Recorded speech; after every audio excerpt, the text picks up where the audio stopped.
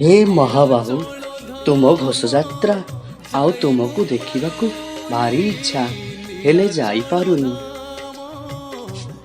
हे महाप्रभु, पूर्व वर्ष जीवा पाई इच्छा करिथिली हेले जाई पारिलिनी। ए महामारी कोरोना पाई 2 वर्ष हेलाणी तुमको मु दर्शन करि पारुनी। गत वर्ष तुम रथ टाणी पारिलिनी कि ए वर्ष भी प्रशासनर नियमावली को मन करी जाई पारुनी। हे कालियारे, तुमको रथरे ए वर्ष देखिला परे ए मनरे थिबा कोहबरा लुह को सांत्वना देवी।